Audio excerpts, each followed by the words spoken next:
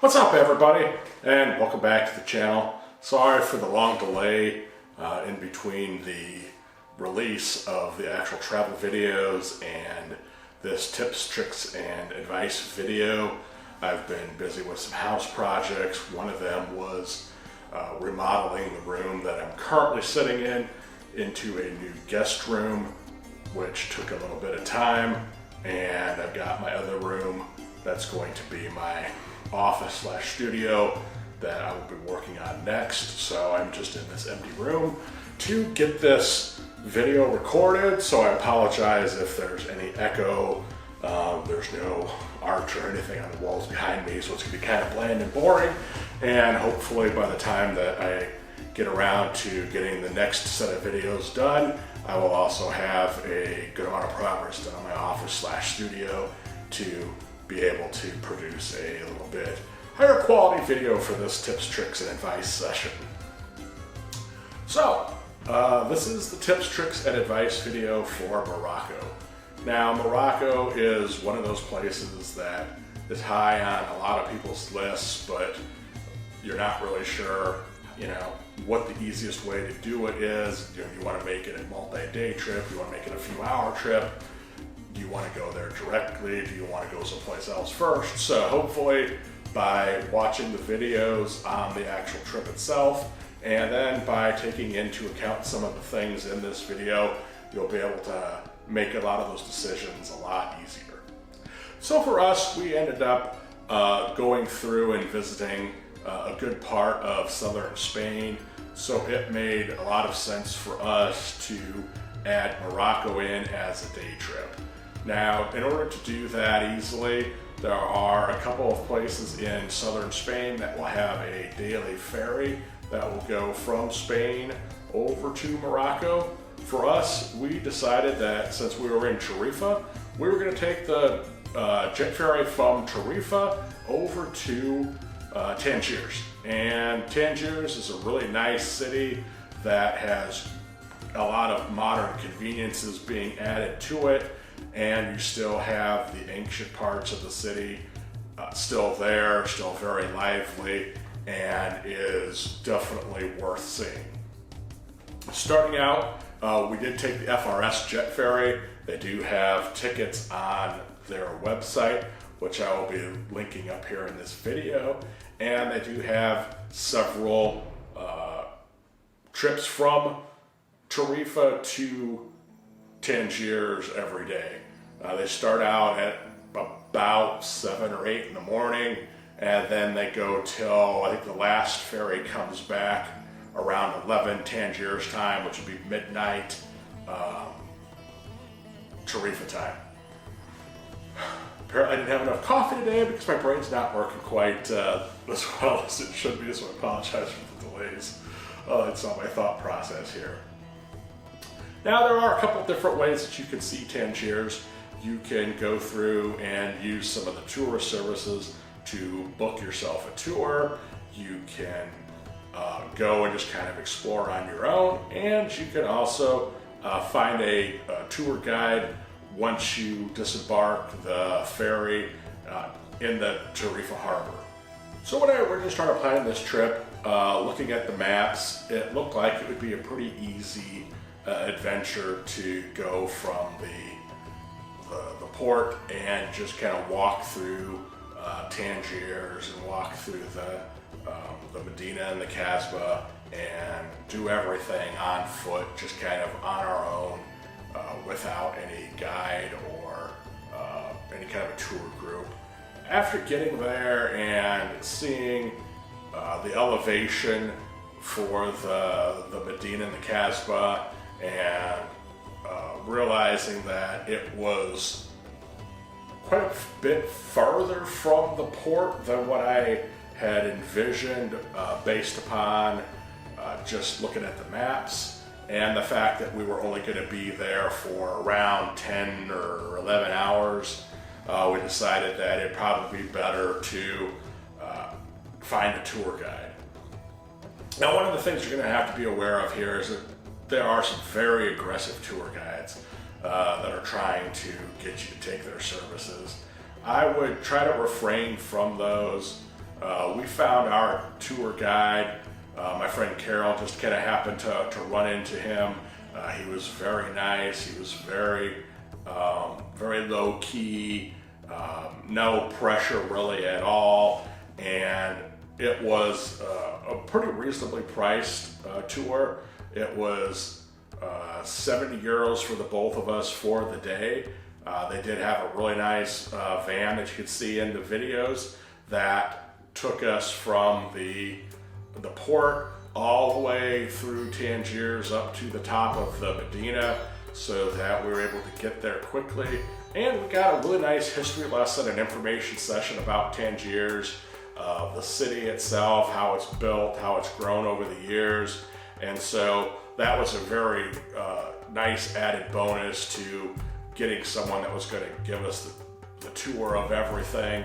And he asked what we were planning on doing, what was important to us. We said that we wanted to see some of the history of Tangiers, but we also wanted to have time at the end to be able to do some shopping. Since Tangiers is a very old city, the pipes and the plumbing in much of the city is very old, and the water treatment isn't up to the standards of a lot of Europe or the United States. It's always advised that you do not drink the water from, faucets, taps, that sort of thing. Make sure that you do drink bottled water.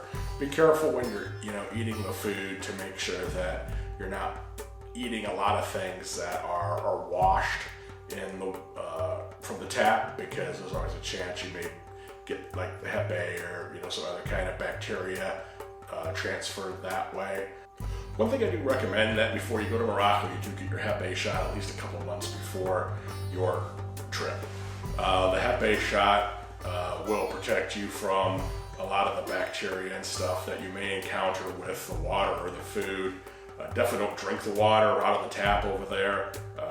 Everybody has talked against that. Make sure you drink bottled water, and if you're going with a guide or anybody that gives you bottled water, make sure that the bottles are still sealed so that you aren't running into any issues with drinking tap water.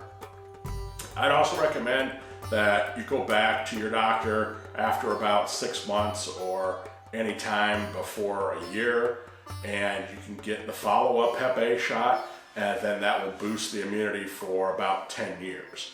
And that'll be great if you're planning on doing additional traveling. You'll be able to have that added protection over the next 10 years.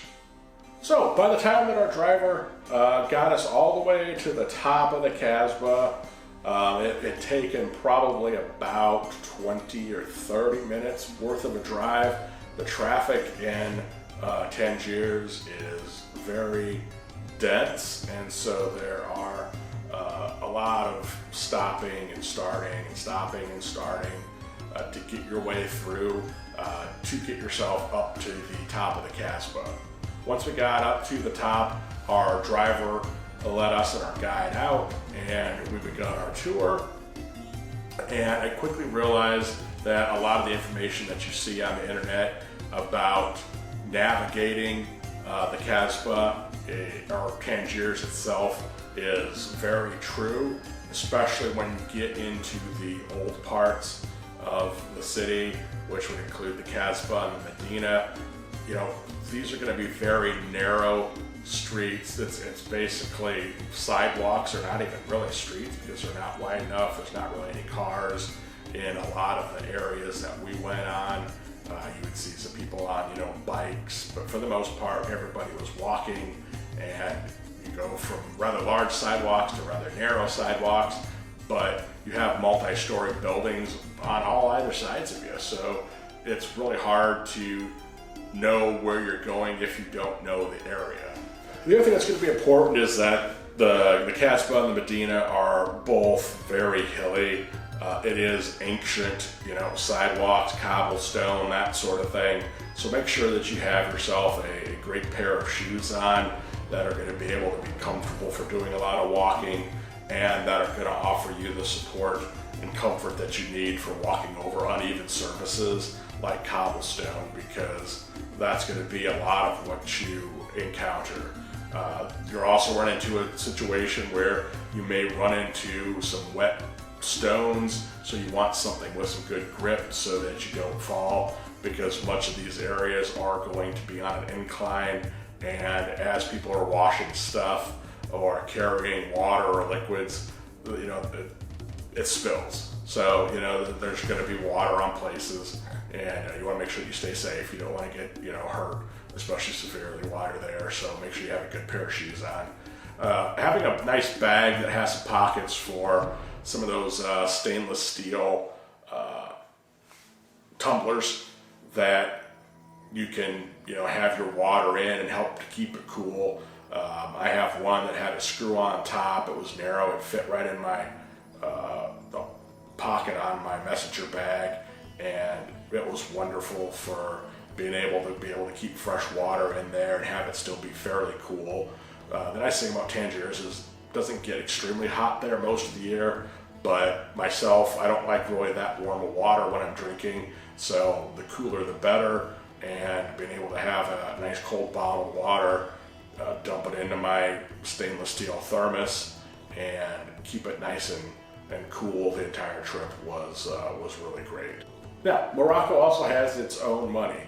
So they do take dollars, they will take euros, but when you're looking at the money on the cost of things, the Moroccan dirham, you're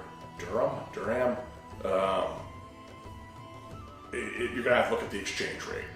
It's kind of similar to the Mexican peso for those of us in the States. At the time, I believe it was €1 equals 10 dirhams. So if you've got €1, you're gonna get a great exchange rate for the price of things. But when you look at something that says that it's 30 dirham, remember that would be €3 or just over $3 US at the time that we were there. So you got to kind of keep that conversion rate in your head and look at the price of things. Also, it seemed like a lot of the vendors were willing to negotiate their prices. So as you're looking to buy things, especially if you're looking at buying multiple items, it doesn't hurt to try to barter with them. Our guide was very helpful in helping in that process. He spoke very good English and was able to translate for us. The one thing that I'm not going to say warn about, but you should be aware of, is that I'm pretty sure that at least most of the guides that give these tours are guys that kind of do this, part-time, and they also have relationships with a lot of vendors. So part of their thing is that if you want to do shopping, they're going to bring you by their friends and their people, and I'm guessing that they probably get a cut. If you're looking at the fact that we basically paid 70 euros, $75-ish for basically 10 hours of this guy's time, that in itself is a very low rate for that long of time. So he's going to be needing to make up some additional money throughout the day, and he does that by having these partnerships with the vendors. So understand that he's going to be taking you places.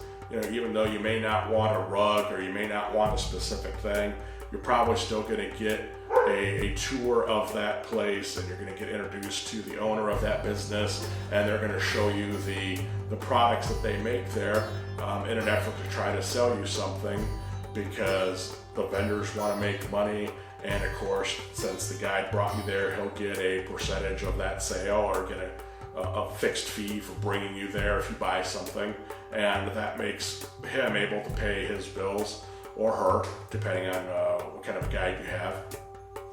So just be aware that you will encounter that. I've watched several other videos on Morocco. I've read a lot of information, and that seems to be kind of the standard practice, whether you're in Tangier, Casablanca, or any place else. And when you're looking at the cost of things, the price of a lot of items are fairly, reasonably priced when you're looking at the comparison between, what it actually cost you in dollars or euros. Now, as a big and tall person, one thing that you've always got to watch out for in any of these old cities is that things are much smaller. They weren't designed for people that are over 6 feet tall or that have large feet. So stairs a lot of times are going to be, small and narrow. Doorways are going to be shorter. Things are going to be, at head level. So keep your eyes open as you're going through the tour, as you're looking around, because you can always come around the corner and run into something that is a low-hanging, wire or any kind of doorway or anything like that. And that's just part of any sort of ancient city experience. I think that applies whether you're in Morocco or whether you're in France or whether you're in Italy. Any place where you're going into stuff that's hundreds or thousands of years old. Being a big and tall person, you're going to have to kind of keep your eye open for those things because, Europeans in general are much smaller than that, and especially hundreds or thousands of years ago, they were a lot smaller than they are now. So, keep your eyes open for that sort of thing. Once we get from the Casbah down into the Medina, you'll find that there is a wide variety of shopping available.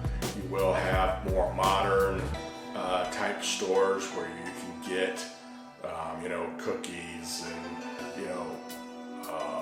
name brand items. They did have a lot of like sporting good type stores, soccer clothing and uniforms and gear and that sort of stuff. But what Morocco is really famous for is its Moroccan leather.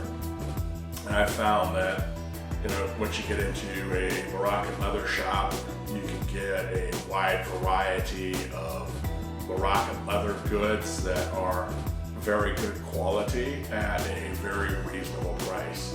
A lot of the handmade Moroccan stuff, the big difference is that it's going to have an unfinished interior, meaning you can see the rough leather, whereas a lot of the more fake or machine produced stuff will have some sort of a cloth type finish over the back of it, like you would see in more of like the mass-produced goods. You can find all sorts of, you can find nice backpacks and handbags and purses and wallets and belts. So if you're looking for gift ideas, this is going to be a great place to pick up some really nice leather goods for your friends and family and be able to get them at a really reasonable price, especially when you look at the conversion rate between the euro and the dirham. You might be able to get a really nice leather backpack for around $20 to $30 US. So you'd buy something similar to that here, it would be easily a couple $100. So if you got the extra room, this is a good place to pick it up. Morocco is also known for its spices, so there are going to be several places, I'm sure that most of the tour guides will include in their tours, their friend that has a variety of spices that you could purchase, and they have everything from spices for cooking, they have spices for medicinal purposes. I have found that they have this bar that you could rub on as a bug repellent. So I get attacked by bugs when I'm outside, so I decided to give that a try. It actually works pretty effectively. It doesn't have the harsh smell that some of the sprays that we have here in the US give off, so you can get a little bit more natural bug protection without all of the additional scent. One thing that I didn't want to mention is that depending upon the things that are included in your tour, there's a chance that it may include a lot of stairs. And since some of these stairs are narrow, some of them are uneven, and by uneven I mean that, you know, one may be 6 inches tall, the next one may be a foot tall, the next one may be 8 inches tall. It makes for, you know, an uneven experience going up. And so I would definitely recommend spending a little bit of time on the tread climber just to prepare your legs for all the steps that you will be encountering, especially if you don't do steps on a regular basis. They can be, you know, quite challenging, and, you know, let's face it, you know, we all spend a good amount of time walking, no problem. Start to get the stairs out, it's a whole other level of muscle group. I would also recommend that when you get to the port, you know, I didn't really even think about this at the time, because we kind of went right from there to our, and found our guide, but I would definitely recommend trying to get some Moroccan money ahead of time, or getting off the jet ferry, because otherwise what will happen is that your guide will say that, you know, he'll pay the guys later, and then you go to the ATM at the end, and then you're trying to remember who you owe what, and I think you could end up overpaying that way. I felt better, you know, because we ended up doing that. We weren't planning ahead as well as I should have, and, you know, it seemed like it was got to be confusing as to, you know, what he paid for, what we had to pay him back for, what we had to pay the vendor for. And so I would definitely recommend, you know, making the ATM the stop early on before you start doing any of your shopping, just to make sure that you have money. If your guide says, well, you can take care of it later, you know, I would say that don't fall for that. I would say that, you know, insist on making sure that you get the money before you do any shopping, so that way you don't have to, you know, worry about overpaying for anything, and it gives you a little bit more power to negotiate. You've got cash right there ready to go, and make it a little bit easier on you to negotiate that lower price on those items that you're buying. We found that there was a lot of seats available on the ferry, and that even being a big and tall guy, I had plenty of leg room on most of them. Coming back, there seemed like there was extra people because they had ended up canceling one of the earlier ferries, and so I think a lot of people that are planning on coming back on that got pushed onto ours, and so we ended up kind of getting stuck on the side seats that just sit along like one of the hallways, and that was a little bit cumbersome because we did have quite a few things that we purchased there, and so they're trying to find a place to put our stuff and keep things out of people's way so that they can walk and not trip. It got to be a little bit cumbersome that way, but you know, the facilities were pretty nice. Everything seemed to have a lot of room. They did have a little kind of bar restaurant thing on there where you could get like some snacks and some drinks. They were a little bit spendy, but you know, not horrible for being in that kind of a fixed environment. They did have pretty nice restrooms so that you can freshen up or use the facilities before you get back to land, because it does take about 45-60 minutes. I think it's probably pretty close to full 60 minutes to go all the way across, and we took the jet ferry, which was faster than just the standard boat. And I would recommend the jet ferry because it is very smooth. They do have observation decks so that if you want to go outside and stand or even sit, they had a little observation deck that had probably about 30 or 40 seats on it. So if you wanted to sit outside, if it's a nice enough day, and especially, you know, if you're a smoker and you want to grab a smoke, then you have spots that you can go out and smoke at. And it's a very relaxing for us. You know, the water was fairly smooth. It wasn't perfect, but the boat itself was very comfortable. I didn't see anybody getting seasick or anything like that. It was a very smooth ride, and it was really enjoyable. So like I said, I definitely recommend that. One thing that I did learn is that there is really a lot to see in Tangiers. This is part of a greater trip for us, and so kind of having a day trip over there was really about all we could do. We had discussed maybe cutting something out and actually making it a 2-day trip, and I think under ideal circumstances, if you're listening to this and you're able to, have the time, I would definitely plan on giving yourself, at least a full day in Tangiers, meaning that, if you take the ferry over, do your, sightseeing, all that first day, get all of that done, spend the night, take the opportunity to go and then do your shopping and then come back. Ideally, I would probably even recommend that if you were to take the ferry over one day, go get your hotel, get all kind of situated, go and do some tours, go that evening, just kind of out and explore, kind of see what the nightlife is like.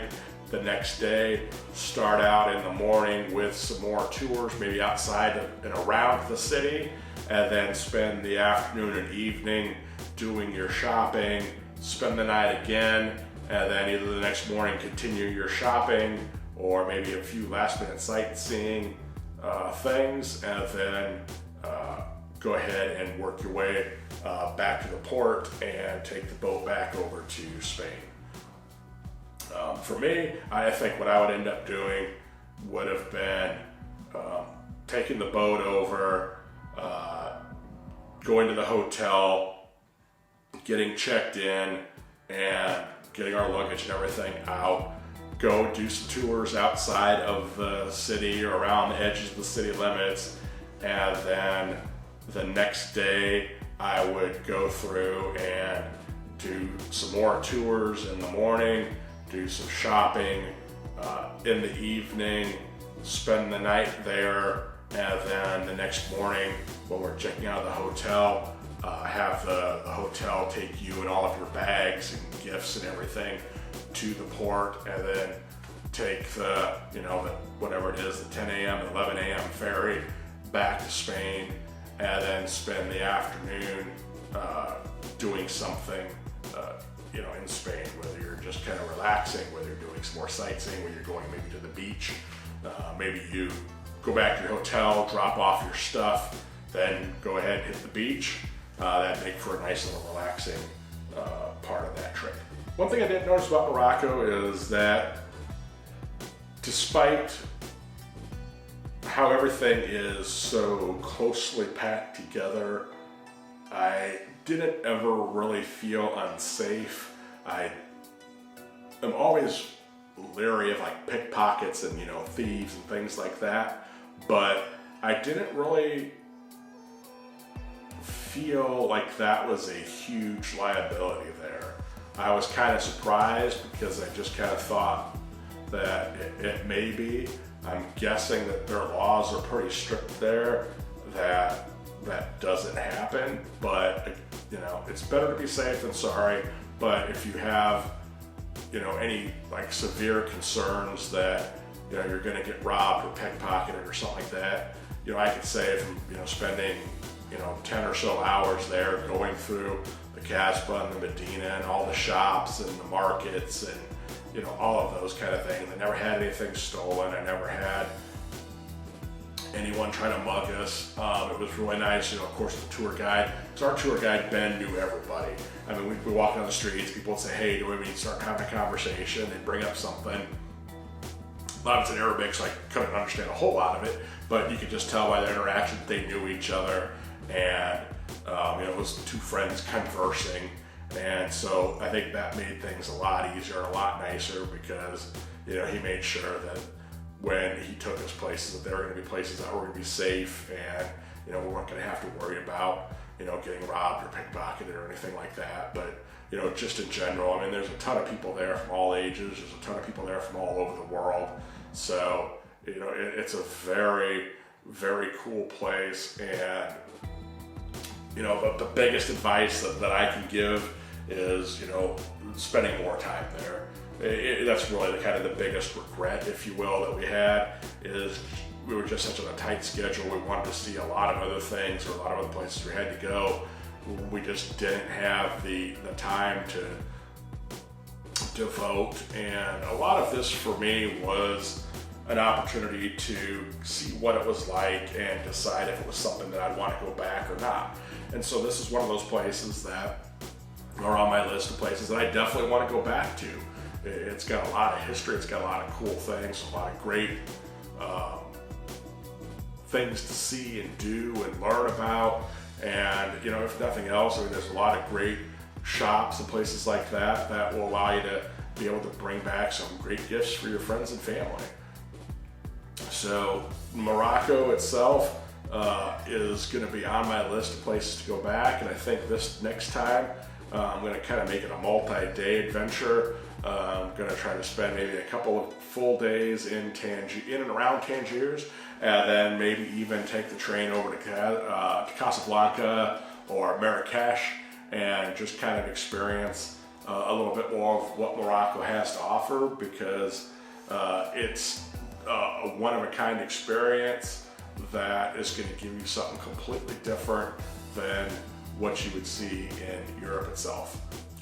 So after you get through the ticketing line and you're starting to get yourself in line to get on the boat to go over to Tangiers, or when you're coming back from Tangiers, get yourself ready to get your passport stamped and go through the customs as soon as you get on the boat.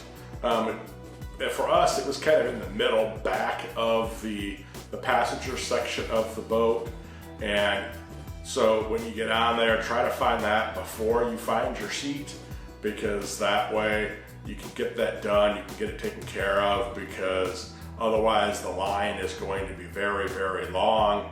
For us, they had 4 windows, but only one was operational, and you had a few hundred people that had to go through customs. And everybody will have to go through customs when you go to Tangiers and when you come back. So again, when you're coming back, make sure you do the same thing, you have it ready, and make sure you don't lose the little custom slip that they give you when you're going through customs going over to Tangiers, because you will need to present that when you come back from Tangiers. The other thing is that data plans in Morocco are very few and very expensive. So I recommend that unless you've talked to your provider and you have guaranteed yourself a low-cost data plan to be able to use while you're in Morocco, to turn your phone off as soon as you get to the dock for your jet ferry over to Morocco, because once you hit the water, those sky-high data rates will start to kick in when you're on the water. And I've been told by some people that depending on where the towers are located and where it thinks that you actually are, you may still be on land, within the port, and using that data, it thinks that you're on the water, and so then you end up getting charged the higher rate. So just to be careful that once you get checked in at the port, I would go ahead and turn your phone off. If you happen to get lucky and have a great data rate for being on the water and for being in Morocco, then that's great. But for the rest of us, I had to turn my phone off, so we didn't have any sort of navigation, no GPS, no maps, anything like that. I did download some offline maps just in case, but without being able to know exactly where you are, even if you have offline or paper maps, trying to find your way around the Casbah and the Medina would definitely be hard. So I hope this was helpful. I hope that you found the advice helpful. and that it's going to make your planning of your trip a lot easier. If you've had any of those thoughts about not being sure what to do or what not to do, and should you spend more time or less time, hopefully I was able to answer those questions for you and make those decisions easier.